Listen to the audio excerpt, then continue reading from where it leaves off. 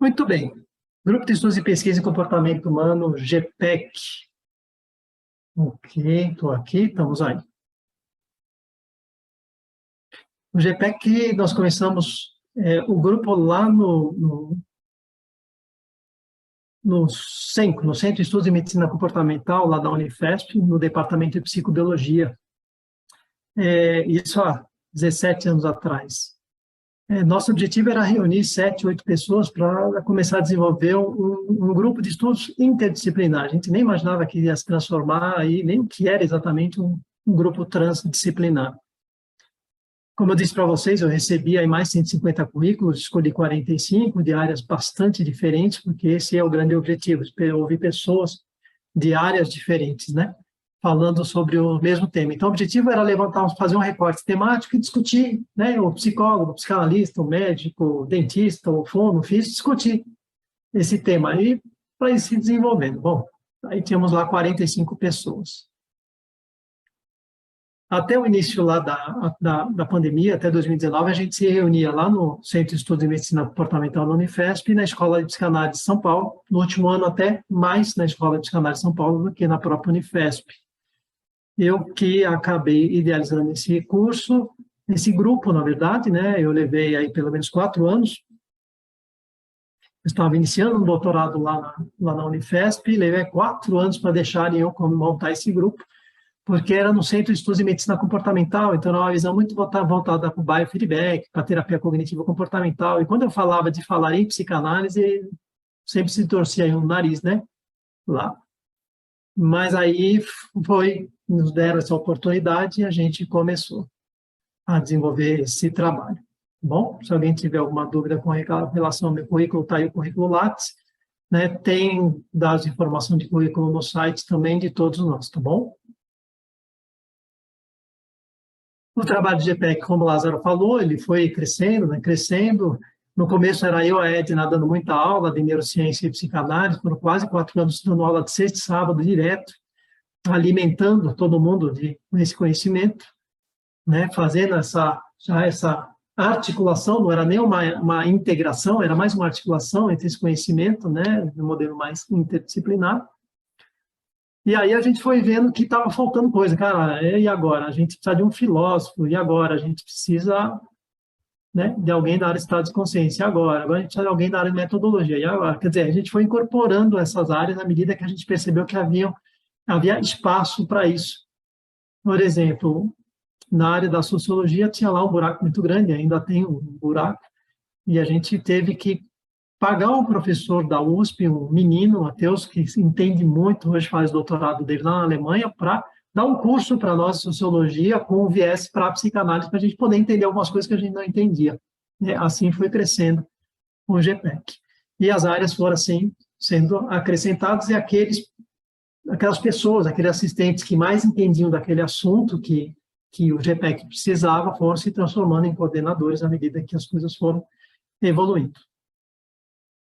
Cada área tem um coordenador, então tem a área de neurociência, tem a área de psicanálise, tem a área de estados de consciência, né?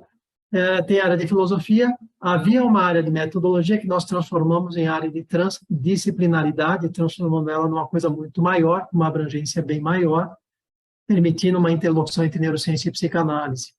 Além dos coordenadores, nós temos 13 assistentes de pesquisa, todo mundo bastante envolvido no trabalho de GPEC com a gente há muito tempo. Assistentes de pesquisa de todas as áreas, tem fono, tem fisioterapeuta, tem psicanalista, tem pessoas de todas as áreas. O coordenador do GPEC e da área transdisciplinaridade sou eu, Paulo de Mello, a coordenadora da área de neurociência é a Edna Bertini, coordenadora da área de psicanálise é a Tássia Borges, coordenador da área de filosofia, o Lázaro Freire, coordenador da área de estados de consciência, o Celso Nogueira. Nessas figuras aqui vocês encontram os autores e as áreas mais importantes, né, por onde o GPEC transita, orbita, né? Aqui vocês veem o Edgar Morin, da teoria da complexidade, o Wassarabi Nicolescu, da teoria da transdisciplinaridade.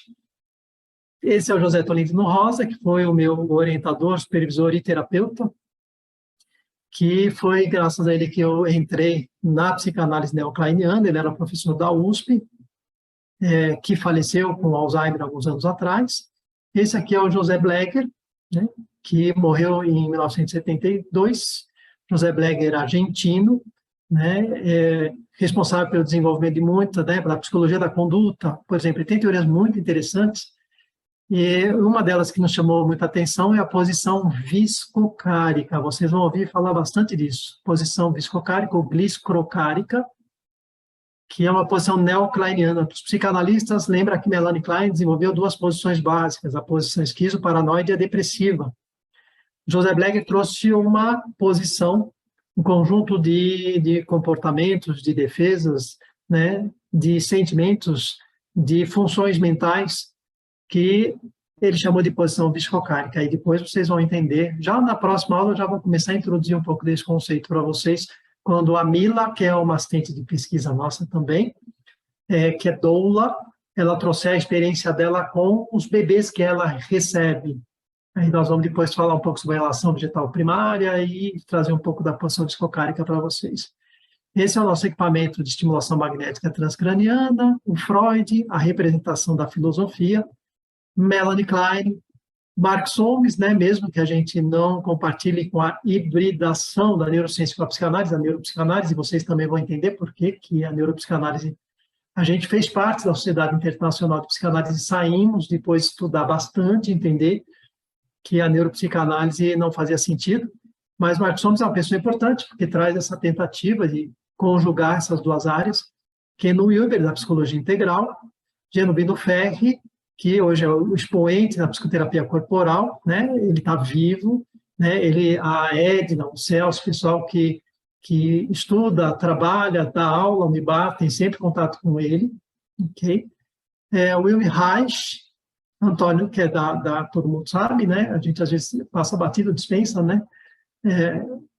Porque a gente acha que todo mundo já conhece, né? O Reich é bastante conhecido dentro da psicoterapia corporal, foi ele que deu início, né, a partir da psicanálise, como a psicanálise traz o corpo para a psicanálise.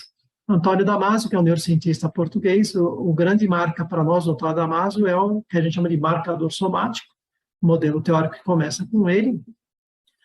O Bowlby, que é o autor que a gente vai explorar mais agora dentro do GPEC, já para o próximo ano, a gente vai trazer um pouco mais do Bowlby, o que a gente trouxe agora, né? A gente fala sempre acréscimos e modificações.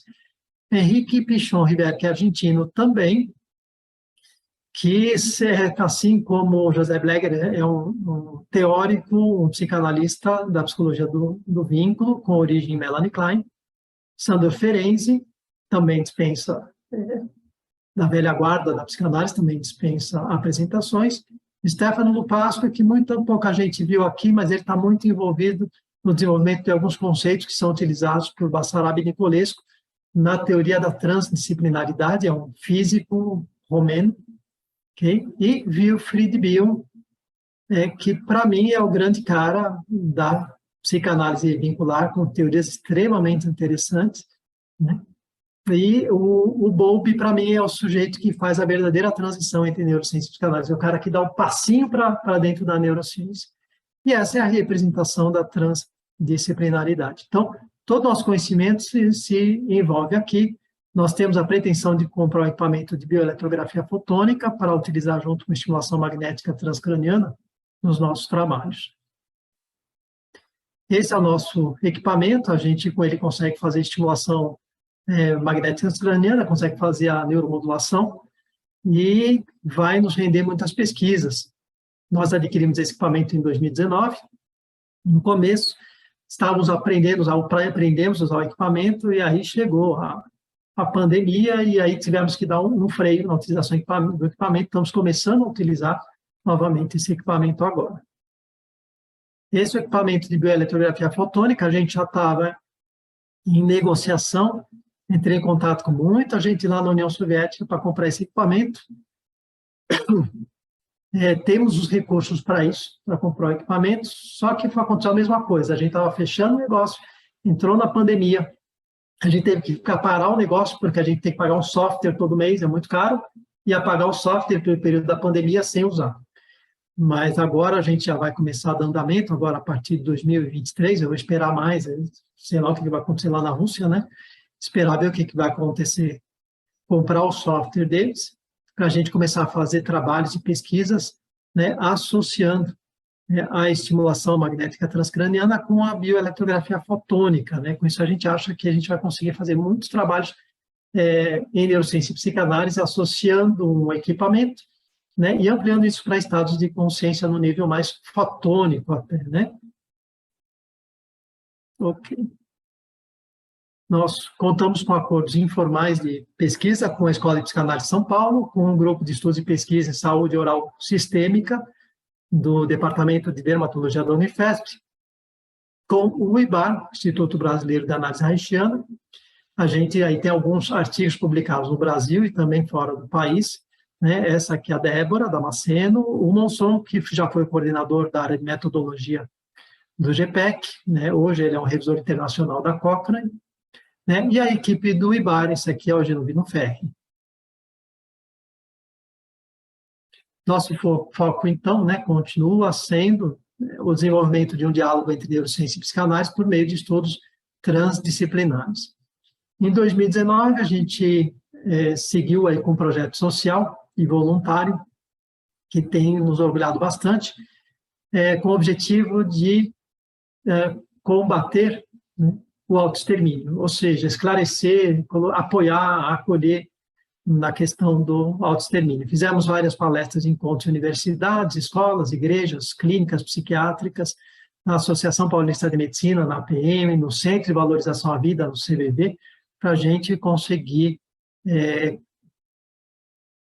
esclarecer um pouco mais, né, e trazer um pouco mais de solução. E foi um trabalho muito legal. Cada um desses encontros tem histórias muito interessantes. A gente poderia passar o dia aqui conversando sobre isso, né?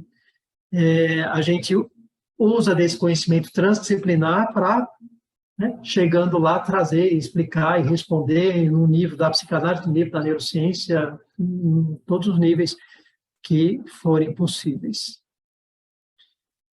Hoje eu faço doutoramento lá na Argentina, né? O objetivo é dar mais estrutura e fundamento para o próprio GPEC e aproximar o GPEC da UCES, da Universidade de Ciências Empresariais e Sociais de Argentina, né?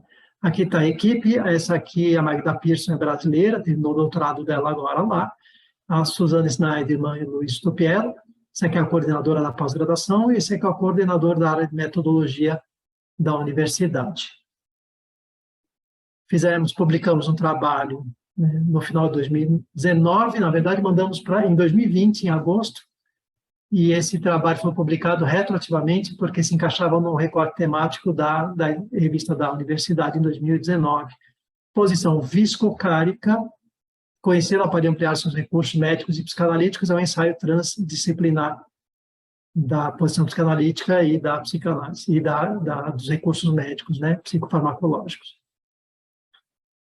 O curso de Neurociência e Psicanálise aplicado ao comportamento humano, então, tem como objetivo desenvolver conhecimento, reflexão e discussão sobre esse tema, interlocução, desenvolver conhecimento suficiente nas áreas relacionadas para abordar o tema com maior profundidade, desenvolver uma semente que estimule sua curiosidade sobre o assunto, posicioná-lo sobre as vertentes e autores que discursam sobre o tema na atualidade, desenvolver uma visão crítica sobre as formas de investigar e estudar o tema, sobretudo por meio da transdisciplinaridade, ampliar seu horizonte pessoal e profissional a partir do desenvolvimento do conhecimento das formas com que neurociência e psicanálise se conversam, do que já sabemos a respeito e do que ainda temos para aprender. O que a gente quer também, né, os coordenadores comentaram isso, é aproximá-lo e aproximá-la ainda mais do GPEC, dos nossos estudos de pesquisa e trazer vocês para a família, tá? Esse é o nosso grande objetivo. Por isso a gente preparou aulas para você de neurociências, né, módulo de neurociência, psicanálise, filosofia, estados de consciência, de interlocução entre neurociência e psicanálise, que é o módulo que começa hoje, e sobre transdisciplinaridade de uma forma rotativa, né, sempre um módulo alimentando o outro. Todos esses assuntos, dessa forma, serão apresentados, né, a partir de um viés transdisciplinar. Os alunos de todas as modalidades online, offline e mista receberão no final do curso desse um ano certificação pelo GPEC, caso tenham no mínimo 70% de presença nas aulas, ou por meio da entrega de fichamentos, resumos dos vídeos das aulas não assistidas, para converterem suas ausências em presenças. Todas as bibliografias serão fornecidas e, quando possível, também os artigos e textos pelos coordenadores responsáveis pelas aulas de cada área. Mais uma vez, aqui está o nosso site, tá bom? Se tiverem alguma dúvida, está tudo lá. O que não encontrar lá, pergunta para nós. Sejam todos, então, oficialmente, turma 6, 2022, com início em 2 de setembro de 2022. Sejam todos muito bem-vindos à família GPEC. Fico muito feliz, fico eufórico até, de saber que tem gente que está chegando agora que nunca mais vai embora. Escreva o que eu estou falando.